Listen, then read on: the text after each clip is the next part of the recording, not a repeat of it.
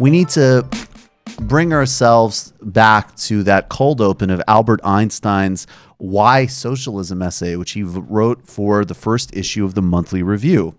And we need to say and get away from the left being too gloomy. It's important to not just be right. We need to inspire hope.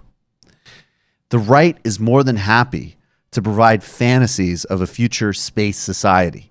It doesn't need to reflect reality because that would challenge those in power. But people like Elon Musk, Steven Pinker, and even Andrew Yang are able to talk to people's anxieties and their desire for a coming tech society that feels inevitable by engaging in libertarian futurism. Mark Fisher often quotes the by now very well-known quote from Frederick Jameson that it's, quote unquote, easier to imagine the end of the world than imagine the end of capitalism. And this is the challenge. We can imagine a society on Mars, but we can't imagine an end to capitalism. And we can't cede the future to the right, the neoliberals, and the techno-determinists. We need to be able to imagine without falling into two traps. One is technical or economic determinism. Robots are not going to save us. And two, of being frivolous, unserious, and not critically reflective of technology, reflective on technology. A socialist society would rely on new and existing technologies. The difference would be that these technologies would be to the benefit of working people, to increase leisure time, to make necessary goods more affordable and sustainable. But we need to center human action, not abstract technology, into some historical force that will make change from us. Marx is often misunderstood as as a economic determinist. He wasn't. He centered economics as part of a broader sociological process of understanding the relationships between those who own and those who work, between productivity and leisure, between what actual value is and how it is created, between technological and economic changes and how they're reflected in cultural norms, legal structures, and broader politics. He didn't say that with a changed economic practice that was the single driver. It was, again, overdetermined. It was an integral process. Integral was a term that Gramsci would start to use when he talked about broader parastate institutions, how common beliefs, that is what hegemony is. Broader intellectual structures, belief systems, and guiding institutions synchronize with the material forces. If we had on one side of a grid, and this is actually, Ken Wilber has a very helpful quadrant on this. Say there's individual and social, and then objective and subjective. So there's large group patterns, individuals interacting with and making figuring out their own situation in the context of the group. Then there's objective systems that describe things like currency flows, technological changes, and so on. And then there are shared cultural mythologies and stories, and then individual human beings dealing with their own particular fears, aspirations, and desires. All of these forces work together. History does nothing. It possesses no immense wealth. It wages no battles. It is a man it is man, real, living man who does all of that, who possesses and fights. History is not, as it were, a person apart, using man as a means to achieve its own aims. History is nothing but the activity of man pursuing his aims. That's Marx on the Holy Family in 1845. If we can reclaim a rhetoric and a vision of the future, we can also fall out of the trap that the late, great radical journalist Alexander Cockburn identified in this clip. Let's check this out. Usually when people talk about the strategies for the left, they start by depressing everybody a lot. I've always noticed that left people are very good at depressing themselves and each other when they look at the world. My dad, who told me years ago when he was in New York in the 30s, that he used to see a Communist Party organizer haranguing the masses And the organizer would say, "Comrades, as we stand here today, millions of our brothers and sisters are being horribly tortured in the dungeons and cells of the British Raj in India. Millions more are groaning under the lash of tyranny and oppression in Latin America. Join the Communist Party."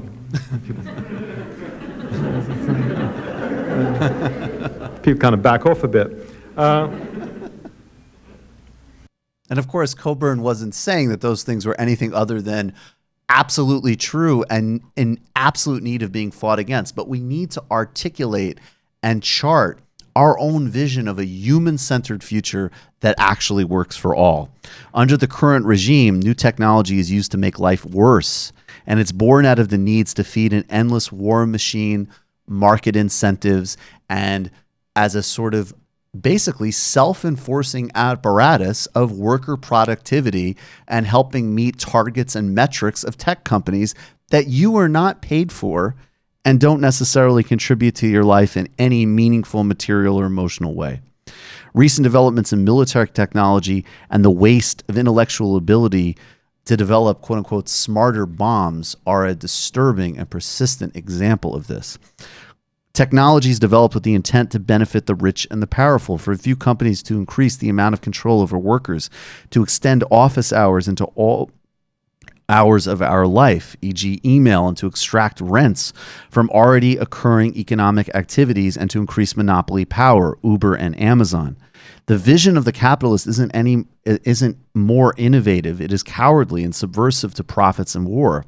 If you deviate from it, then it's difficult to find funding and bring your ideas into being. That's the reality. That's why we cannot embrace either the defeatism of negotiating with these problems and throwing people some crumbs, or thinking that this system will inevitably solve great complicated problems and human needs like the Steve Pinker fantasy. But we can also see that the same dynamism and effort that has actually generated these technologies and generated these ideas and generated some of this innovation that has been so profoundly misaligned because of capitalism can be put into generating unbelievably beneficial institutions, ideas, and movements and governments for people.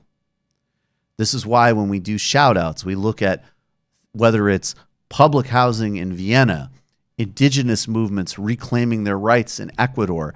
There's a absolutely massive space for people who care about the future and have a vision of it to reclaim a sense of optimism grounded in an actual understanding of the context of today's world, and therefore actually think about technology in a sophisticated and integral way. The fact is that the future is not possible until we break through political and economic inequities of our time. Again, that's Mark Fisher, that's capitalist realism.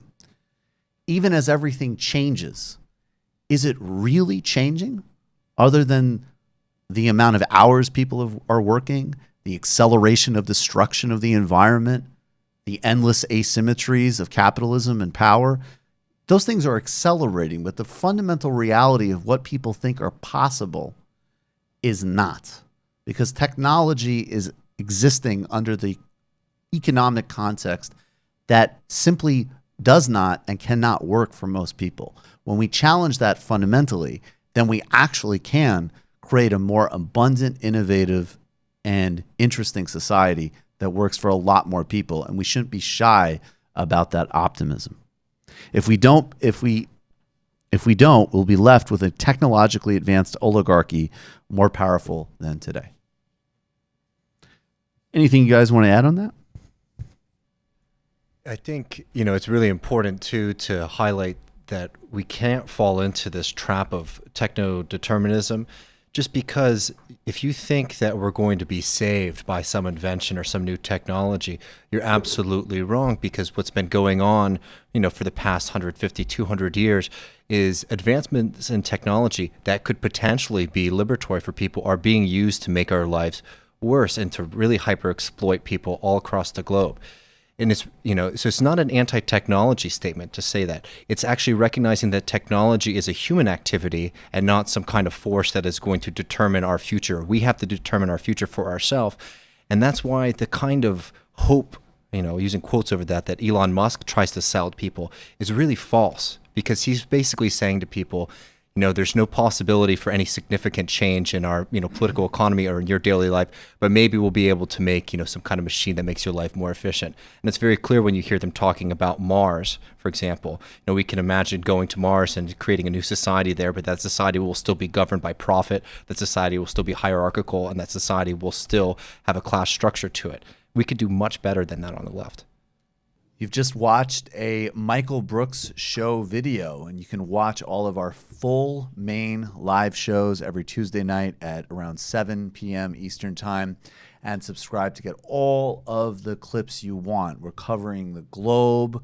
We're focusing on international relations, the intellectual dark web. We're having fun. We're doing deep dives with a lot of amazing guests. Of course, become a patron for the whole thing at patreon.com/TMBS, or subscribe to this YouTube channel and help us keep growing and get that content out there. Subscribe below.